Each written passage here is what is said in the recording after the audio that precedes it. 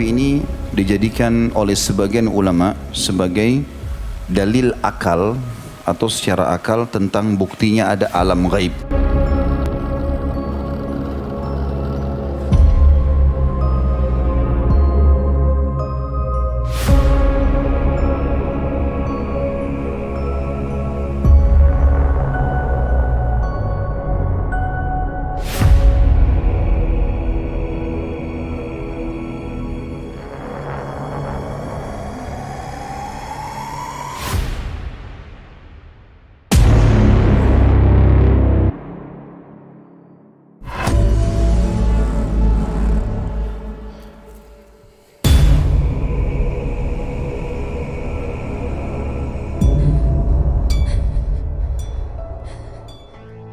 Kalau Nabi SAW bersabda mimpi dibagi atau terbagi menjadi 3 kriteria.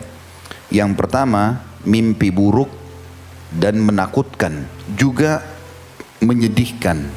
Dan kata Nabi, pastikan itu dari syaitan. Yang kedua, Nabi SAW mengatakan mimpi yang menggelisahkan seseorang karena terus saja terbawa walaupun dia sudah bangun.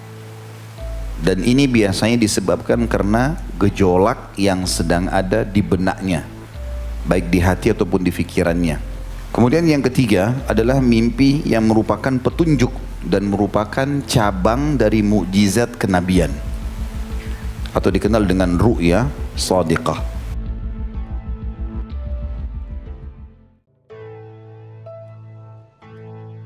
Okey, sebelum kita tengok video Untold Story yang kelima berkenaan dengan mimpi ni, Amba ada nak beri sedikit penjelasan lah. Mungkin video ni akan jadi pendek sikit sebab macam semalam Amba ada buat rakaman video terbaru dan ada beberapa kisah yang berkongsikan, dan apabila saya sedang menyunting video berkenaan, Amba rasa mungkin 2 ataupun 3 kisah yang saya kongsikan tu saya terpaksa hide ataupun saya terpaksa padang scene berkenaan kerana ianya terlalu menyentuh sensitiviti beberapa pihak. Jadi bila Amba fikir-fikir balik, tak apalah Amba dok publish, Amba padang balik video-video berkenaan, dan ini adalah sedikit sedutan kisah yang Amba kongsikan. Okey, mimpi yang keempat ni adalah suatu kisah yang pernah berlaku pada diri Amba, di mana Amba menerima satu ujian yang cukup hebat lah, yang cukup hebat, yang cukup memerikan, cukup menyeramkan, dan memang mimpi ni sangat menakutkan lah bagi Amba. Dan suasana ketika itu seperti kita ni terperangkap dalam satu bilik yang sangat kecil. Dalam bilik tu Amba ada nampak pintu, Amba ada nampak meja, Amba ada nampak komputer, dan Amba ada nampak juga salah seorang yang bukan daripada ahli kita lah. Jadi kepada semua, kita sambung menonton video Untold Story yang kelima berkenaan dengan mimpi.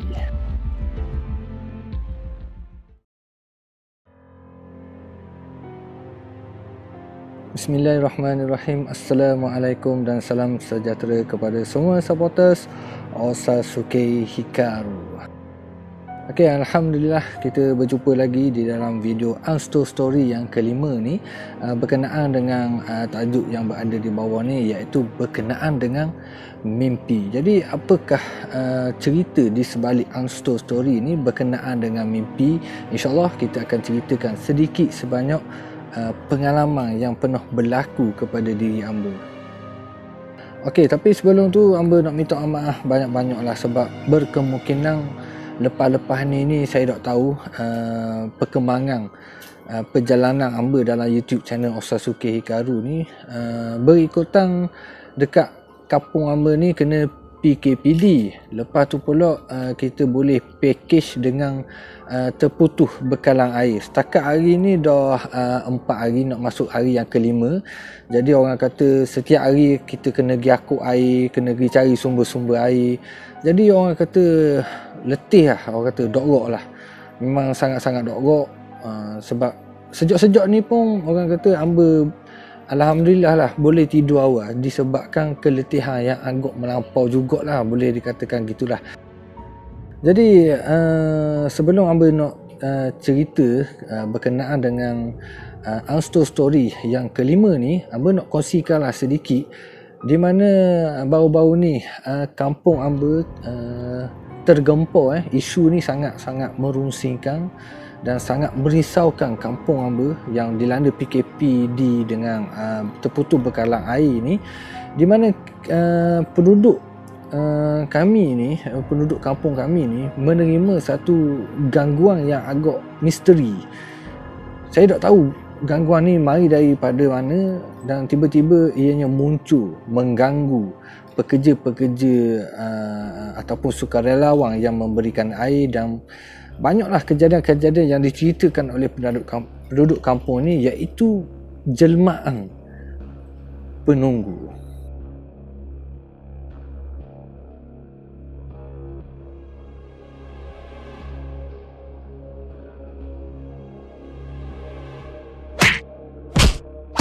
Jadi dalam gambar tu Amba sajilah orang kata sekadar buat hiburan dalam media sosial. Dalam kita, walaupun kita dalam keadaan yang agak tertekan dengan kita tak boleh nak pergi mari, dengan tak ada air lagi. Jadi orang kata sekadar hiburan lah dan berinteraksi bersama dengan supporter siapa semua. Sama-sama lah kita doakan supaya COVID-19 ni terus lenyap daripada muka bumi, dan minta cepatlah ada bekalan air yang mencukupi untuk kampung-kampung yang terkandah ni disebabkan PKPD pula.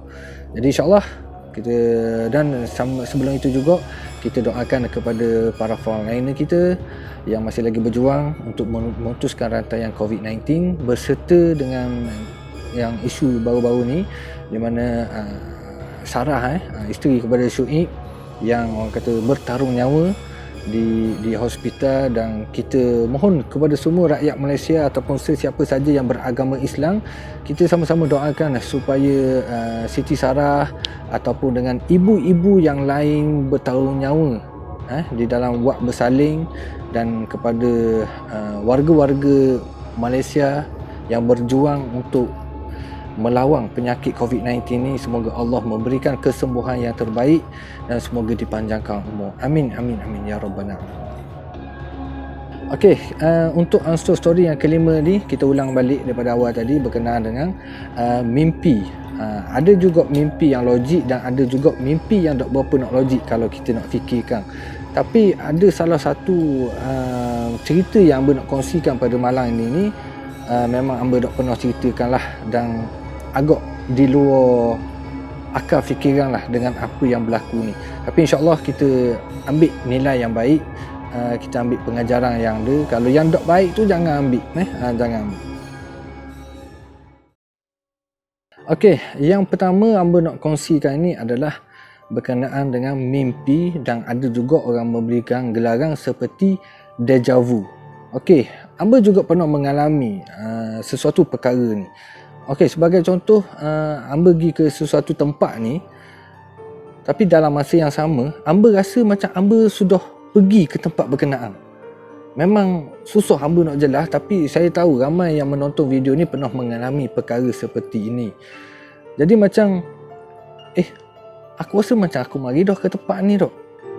Tapi tempat tu memang kita tak pernah pergi lagi, tapi kita rasa kita pernah pergi ke tempat tu dan kita pernah nampak pemandangan seperti itu. Jadi adakah mimpi itu berkenaan dengan ada jugalah orang tua katalah, orang tua kata, dia kata macam roh ni sudah mendahului jasad. Jadi Amba cuba je bertanya sebab berkenaan dengan mimpi ni. Ni orang kata sembang-sembang kosong. Berkenaan dengan tu ada juga dia kata macam kita yang tidur ni adalah orang kata boleh diibaratkan seperti mati yang sementara. Jadi masa kita tidur tu, orang kata roh kita ni berjalan-jalan keluar daripada badan kita dan pergi ke sesuatu tempat yang lain lah. Kau racok dapur. Berkenaan dengan mimpi tersebut ada banyak pandangan masing-masing. Tapi macam bagi Amba ni, Amba orang kata suka berfikir tentang sesuatu perkara yang di luar jangkaan hamba. Sebagai contoh, kita ni macam sekadar kehidupan kita ni sekadar macam ulang tayang. Macam kita dah pernah lakukan benda tu. Hal ni memang hamba dok pandai manalah sangat nak memberikan penjelasan berkenaan dengan kisah-kisah ginilah. Tapi berkenaan dengan macam orang kata macam deja vu ni, banyak sebenarnya dia dok semestinya kita pergi ke suatu tempat. Ada juga dengan kata-kata kita macam hamba sembang dengan contohlah masa saya buat syuting ni pun kadang-kadang ada juga ayat tu saya rasa saya dah pernah sebut sebelum ni. Bila dan di mana saya tak tahu. Tetapi situasi tempat tu adalah tempat yang sama. Jadi itu mungkin berkenaan dengan orang kata roh sudah mendahului jasad. Cuma kita hanya memainkan semula kehidupan kita yang pernah dimainkan. Itu pendapat peribadi hamba lah. Mungkin kalau ada orang nak tahu dengan lebih lanjut lagi, boleh tanya dengan ustaz-ustaz ataupun orang yang ada ilmu agama yang tinggi lah. Dan satu lagi apa yang pelik pengalaman hamba sendiri, contohlah hamba pernah pergi ke suatu tempat dan orang kata bersama dengan kawan-kawan yang lain. Masa kita tengah sembang-sembang tu, saya seperti dapat gambaran yang saya tahu apa yang kawan saya ni akan ceritakan. Faham tak? Benda tu berlaku secara spontan, tapi kita yang sedar ni, kita tak boleh nak potong benda tu. Kita tak boleh, aku tahu dah nak khabar apa. Kita tak boleh nak khabar. Kita just dengar dan tengok, aku tahu apa benda yang nak cakap tadi. Adakah itu tergolong daripada roh mendahului jasad ke, kenapa ke, saya tak tahulah. Kalau ada orang yang lebih arif berkenaan dengan mimpi berkenaan ataupun orang kata gelaran deja vu ni, boleh komen dekat bawah sebab saya pun nak tahu pendapat daripada masing-masing lah. Okey, itu adalah kisah yang pertama. Dia tak dalam kategori seram, tapi dari segi orang kata misteri, kejadian yang misteri. Okey, berkenaan dengan yang kedua ni, hamba nak ceritakan berkenaan dengan mimpi juga, tetapi saya tak tahu benda ni mimpi ataupun sebaliknya. Kejadian ni berlaku ketika saya menyertai operasi pencarian seseorang di Kelantan suatu ketika dulu. Masa saya sampai ke tempat kejadian tu, adalah sesuatu perasaan ataupun sesuatu perkara yang berlaku kepada diri hamba yang hamba tak cerita pun pada siapa-siapa, kepada mak ayah ke, kepada keluarga saya pun saya tak pernah cerita. Dan perkara tu berlaku pun saya tak akan ceritakan di dalam bentuk video gini sebab ianya sangat di luar jangkaan. Cuma hamba nak cerita selepas saya mengakhiri program pencarian mangsa di Kelantan ni. Dan kalau dalam video explore yang lepas, selepas saya pergi kepada Kuala Kerai ni, saya terus menuju ke Gopeng dan masih lagi dalam proses masih lagi dalam program misi bantuan pencarian. Okey, setibanya saya sampai di lokasi di Gopeng ni, saya orang kata kita lepak lah dengan ada beberapa kawan-kawan kita, dan dia tahu yang kita pergi ke Kuala Kerai dalam misi pencarian. Lepas tu dia tanyalah kita yang tanya hamba tu, dok silap hamba adalah Abawang daripada Legenda Masuri. Dia tanya macam mana perkembangan mangsa yang dicari di Kuala Kerai ni.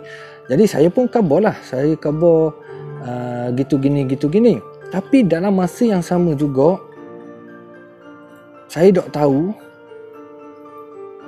mimpi ke ataupun sebaliknya, tapi seolah-olah macam saya ni berada di antara tengah-tengah dimensi gitu. Memang tak logik lah kalau hamba nak cerita, tapi masa hamba tengah macam nak kata separuh sedar pun ada juga. Tiba-tiba masa saya tengah bercakap dengan Abawang ni, ada satu suara yang berada di telinga hamba ni masa tu, telinga ke sebelah kanan, yang mengatakan yang arwah dak lama kat lagi baliklah. Itu adalah ayat yang hamba dengar daripada telinga hamba di sebelah kanan. Jadi pada masa tu hamba macam bengong, macam pengang, blur, separuh sedar. Lepas tu bila hamba tengok sebelah kanan memang tak ada orang. Jadi hamba masih lagi bercakap dengan abang orang. Tapi hamba dok khabarlah ke dia yang tadi macam ada orang khabar arwah akan balik. Jadi macam hamba dok keluar daripada mulut hamba ni nak khabar-khabar orang gitu. Tapi hamba sangat jelas hamba dengar kenapa yang Allahuakbar yang berbisik di telinga hamba ni. Pada masa tu hamba takutlah, orang kata takut lagi bisikan daripada benda-benda yang tak molek apa semua tak. Dan benda ni juga hamba pernah khabar kepada Mak Yu. Hamba kata, hamba tanya Mak Yu, "Yo, mu sedar tak ada orang sebelah tepi aku ni, dia kata arwah lagi dia balik lah." Jadi masa tu Mak Yu kata, mana ada orang tepi mu masa tu. Dan dia pun dok dengar dari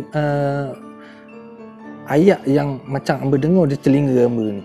Hamba dok tahu siapa benda tu, hamba dok tahu Allahuakbar, dan itulah yang hamba nak kongsikan. Hamba dok tahu benda tu mimpi, separuh sedar ataupun dok tahulah. Tapi selepas saya balik ke Kuala Terengganu, masa tu saya ada dalam bilik tengah-tengah editing video, dan ketika itu hamba dapat panggilan daripada ahli Jepang di Kuala Kerai mengatakan yang penduduk kampung sudah menjumpai arwah tersebut. Dan pada masa itu juga hamba sangat terkejut dan hamba teringat dengan kata-kata yang pernah hamba dengar di telinga kanan hamba seketika hamba berada di Gopeng yang mengatakan arwah akan balik. Allahuakbar, itu adalah cerita unsur story yang agak di luar fikiran hamba kalau hamba nak kongsikan juga. Risiko sebenarnya hamba nak cerita benda-benda gini sebab hamba takut orang kata hamba ni tipu, lebong, sebab yelah orang kata kejadian ni agak di luar fikiran seseorang. Tetapi terpulanglah kepada anda yang tengok video ni, kalau demo nak fikir baik-baiklah. Kalau demo dok fikir dok baik, nak katakan dok masing-masing ada pendapat masing-masing. Tapi insya-Allah apa yang berlaku tu adalah izin daripada Allah Subhanahu Wa Taala, dan sekiranya itu adalah salah satu kebesaran Allah, maknanya tak ada benda yang boleh menandingi kekuasaan Allah Subhanahu Wa Taala. Jadi kalau benda tu Allah nak benda tu berlaku, jadi benda tu akan berlaku. Tapi itulah insya-Allah lah. InsyaAllah benda-benda yang baik, kalau benda yang tak baik ni kita tolak tepilah. Ini hanyalah sekadar orang kata perkongsian kepada supporters. Okey, berkenaan dengan kisah yang ketiga ni adalah berkenaan dengan mimpi yang saya rasa ramai yang tengok video ni pernah mengalami perkara yang samalah. Di mana setiap kali kita bermimpi dengan perkara-perkara yang negatif ni, berakhirnya dengan satu kejadian yang agak menyerangkanlah bagi sesetengah orang, iaitu kita kena tindih ataupun kita dihempak. Saya tak tahulah mimpi ni betul ke ataupun tak betul, Allahuakbar lah. Tapi banyak yang berlaku kepada diri hamba, satu kejadian yang agak menyerangkanlah bagi hamba. Di mana maknanya pada masa tu saya tidur dan saya bermimpi saya berada di dalam sebuah kereta. Boleh dikatakan macam saya sedang memandu dan ada penumpang di bahagian belakang. Macam lebih kurang macam hamba nak buat grab car lah, lebih kurang gitulah. Bila saya bawa tu dan saya bercakap dengan orang yang berada di belakang kereta hamba ni, dan orang yang berada di belakang hamba tu memang sangat-sangat saya kenal lah. Memang sangat-sangat saya kenal, dan apabila macam kita dah sembang-sembang tu, secara tiba-tiba penumpang yang berada di belakang hamba ni, dia memegang tangan hamba seperti ni. Dia pegang gini. Jadi bila dia pegang gini, dalam mimpi tu hamba seolah-olah macam hamba tahu, aku kena dah ni. Bila dia pegang dan hamba kabur gitu, dan hamba tersedar daripada tidur, secara dok sengajanya hamba terasa yang tangan hamba ni betul-betul dipegang oleh seseorang. Jadi rasa dia macam orang pegang gini, bila kita sedar tu benda tu macam lepas. Tapi kita rasa yang tangan kita ni macam ada orang pegang. Dan ketika itu jugalah kita kena tindih, kita melawang, dan alhamdulillah kita sering kali berjaya melawang benda-benda gitu dengan bacaan-bacaan ayat-ayat suci Al-Quran seperti ayat kursi dan lawangan takbir lah.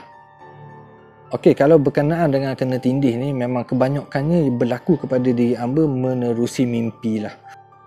Dan ada satu lagi kejadian ni yang bagi saya top 1 lah berkenaan dengan mimpi ni, kena tindih di mana pada satu malam tu bila hamba sedang bermimpi dengan berjumpa dengan Priti Zinta. Tengah-tengah hamba bermimpi tu, kalau tak silap hamba lah, dalam mimpi tu hamba nak ambil plastik sampah. Hamba nak ambil plastik sampah.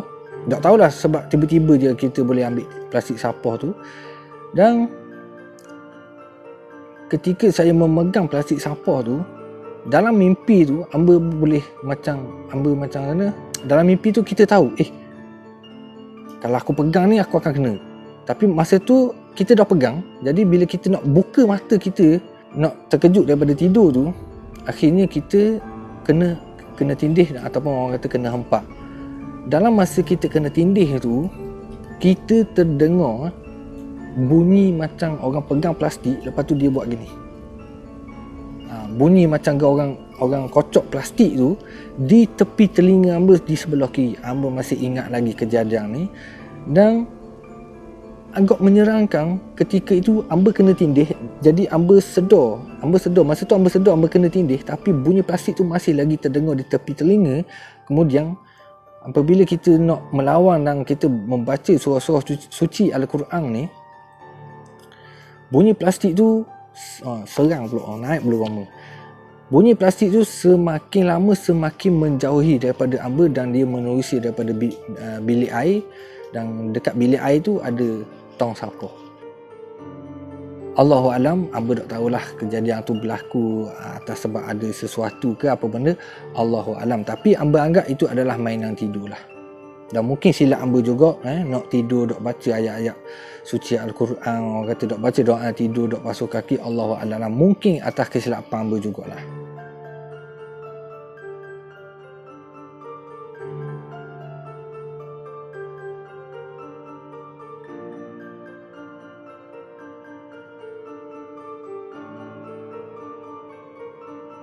Dan suasana ketika itu seperti kita ni terperangkap dalam satu bilik yang sangat kecil.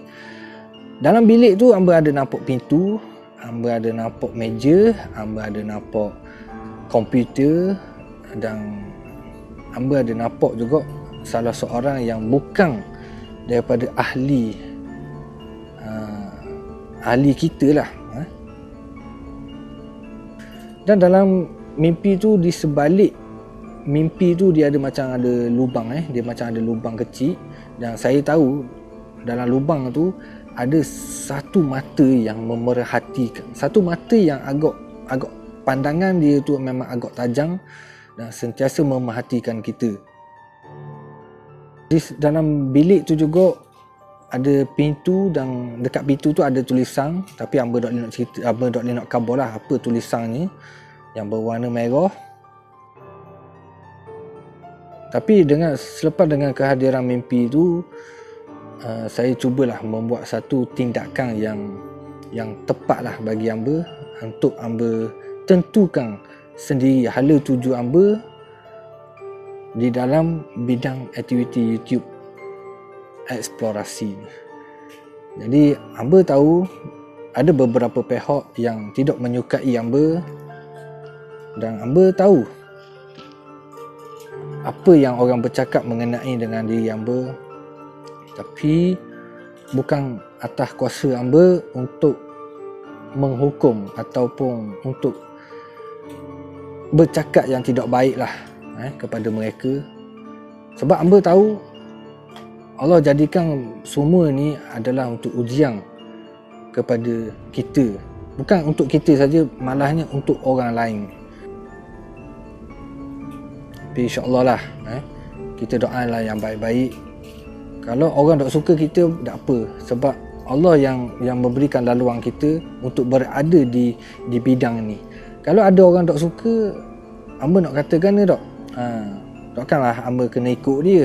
Sudah pastinya hamba kena buat apa yang hamba suka. Kalau ada orang yang menceritakan yang tidak baik mengenai dengan diri hamba, jangan bimbang, kerana hamba maaf dah. Hamba maaf dah kepada semua, dan hamba juga minta maaf kalau hamba ada buat kesilapan tanpa hamba sedar. Tapi insya-Allah kita sama-sama lah doakan semoga Allah memberikan kita hidayah dan semoga Allah memberikan kita petunjuk. Walaupun sejahil mana pun kita, Allah ni sayang kita, dan Allah akan berikan kita petunjuk dengan apa yang kita minta. Yang penting kita kena ikhlas dan kita kena yakin dengan kekuasaan Allah Subhanahu Wa Taala. Okey, ini adalah perkongsian yang kelima berkenaan dengan mimpi yang bagi hamba yang langsung dok masuk akal.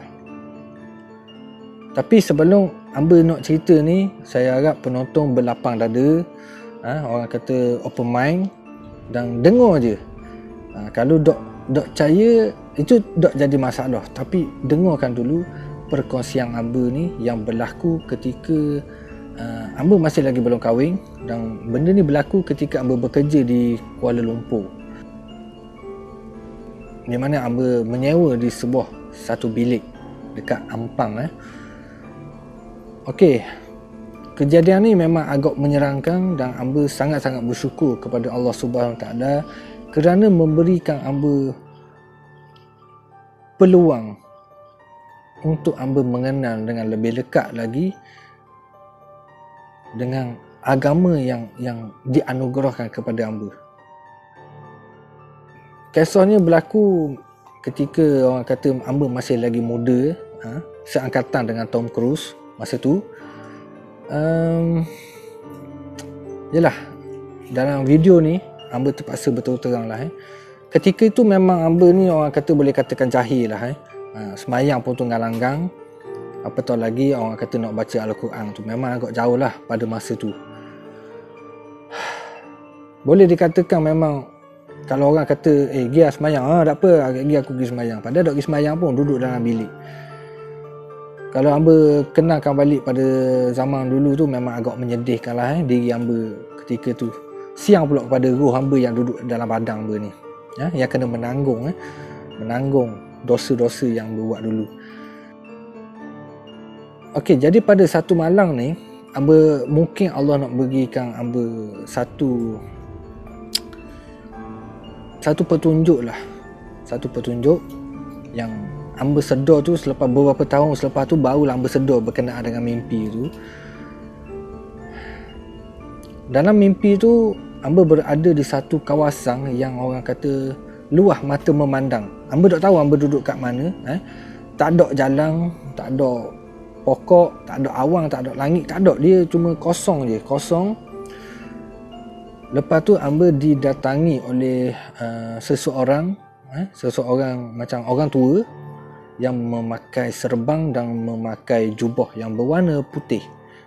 Dan hamba ternampak di tangan kanan dia tu memegang satu gelas. Dia memegang satu gelas, dan tangan di sebelah kiri ni dia macam kepik gitu, seperti mengepik sebuah buku.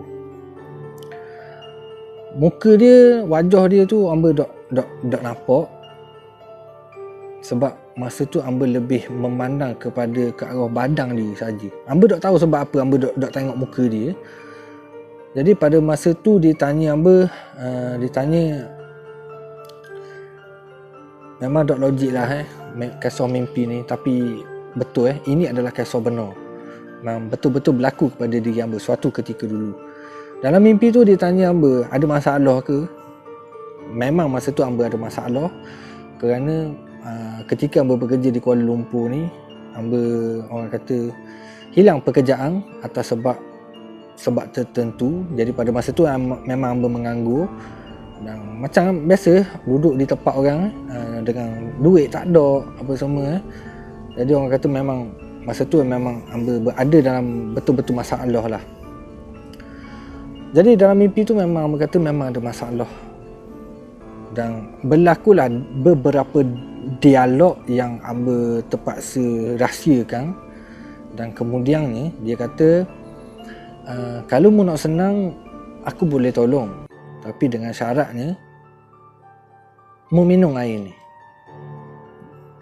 Dan ketika itu dia macam kita ambil gelas, kita beri korang tak, dia ulu air tu. Jadi hamba tak tahu sebab apa dalam mimpi tu hamba tahu yang air yang dia beri tu adalah air holy. Tak ada pun orang khabar hamba, jangan minum tu air holy. Tak ada pun siapa-siapa khabar. Tapi masa dia berikan air, segelas air tu, terlintas di fikiran, tak tahulah daripada mana, yang mengatakan yang dia beri itu adalah air holy. Dalam mimpi tu hamba tak tahu sebab apa, hamba seperti macam kita boleh kawal diri kita dalam mimpi tu. Dan hamba tak boleh nak kejutkan diri hamba yang ketika tu memang hamba tahu yang hamba sedang tidur. Pelik lah ayat ni, memang agak pelik lah cerita ni. Jadi selepas pada dia bagi air tu, hamba mula terfikir, air holy ni adalah daripada agama lain. Lepas tu hamba terfikir pula, sebab apa dia pakai jubah dan sebab apa dia pakai serban. Dan ketika itu juga hamba dah tahu yang benda ataupun orang yang berada di depan hamba ni bukanlah daripada satu perkara yang baik lah bagi kita yang beragama Islam ni.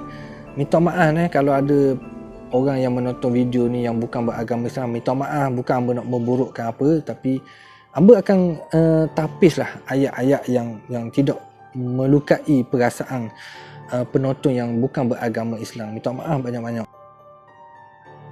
Jadi pada masa tu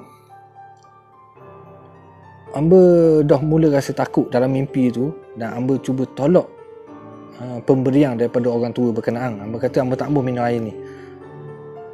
Dan pada masa tu walaupun hamba tak tengok muka dia, tapi hamba tahu reaksi muka dia tu macam nak marah. Dia kata, mu ada masalah. Kalau mu tak ada masalah, mu minum air ni, aku akan tolong mu. Lepas tu hamba masih lagi menolak dengan baik lah. Masa tu memang hamba tolak dengan baik. Hamba kata hamba tak boleh minum air ni, sebab hamba rela dahaga daripada hamba minum air tu. Lepas tu bila dah lama-lama berlakulah beberapa dialog lagi. Kemudian dia kata, ini adalah langkah aku yang terakhir, yang aku akan tolongmu. Dan aku juga akan tolong.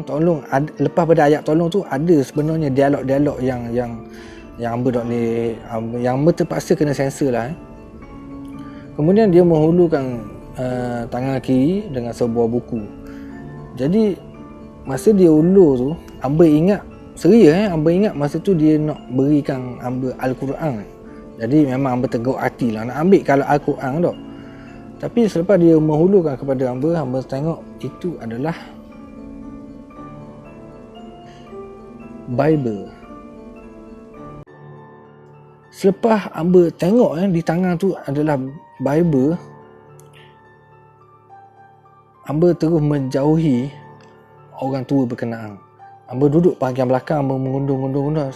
Sambil hamba kata, hamba tak mahu benda-benda ni, hamba tak mahu. Hamba tak mahu air tu, dan hamba tak mahu Bible ni. Sebab hamba ni orang Islam. Dalam mimpi tu, itu yang hamba heran.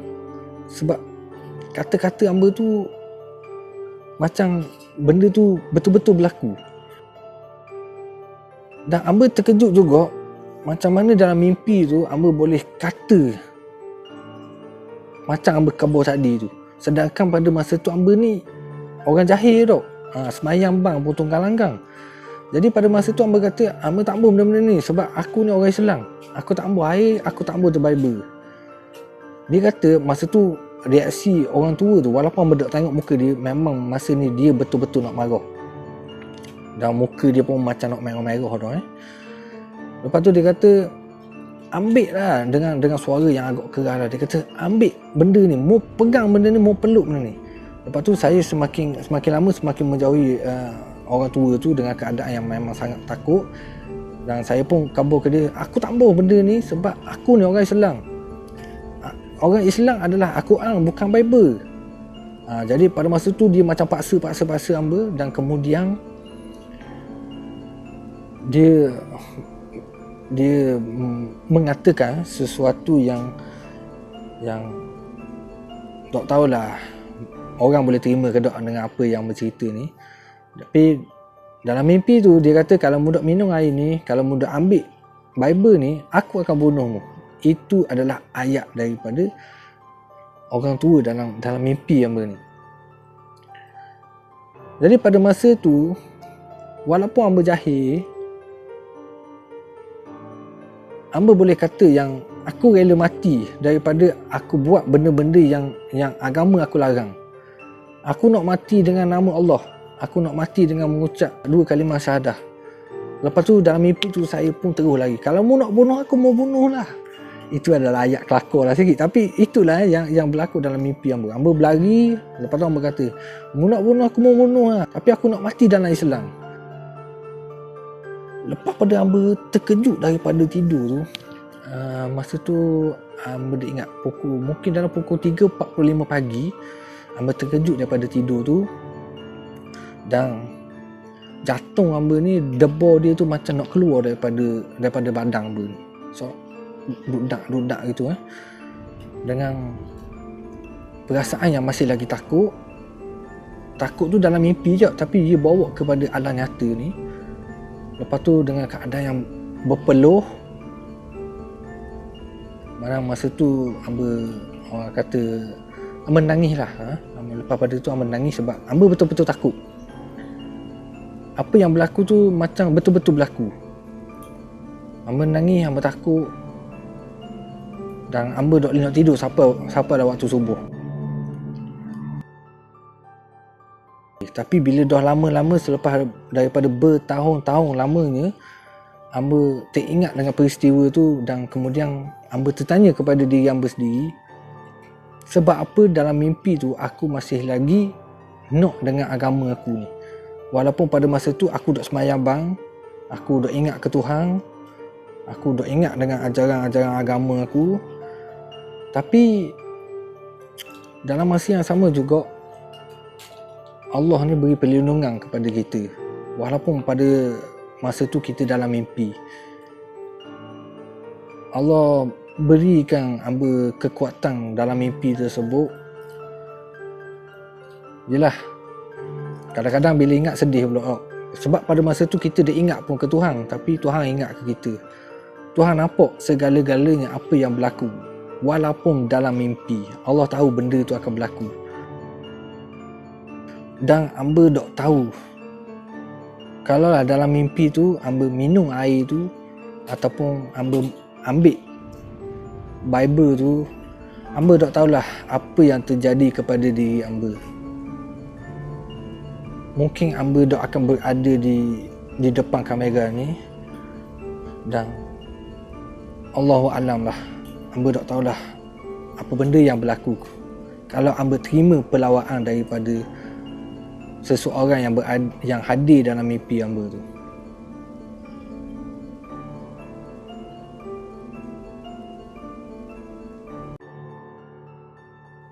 Bermakna syaitan ataupun iblis ni macam-macam cara dia cuba untuk menggoda umat Nabi Adam ni alaihissalam untuk bersama dengan mereka yang melakukan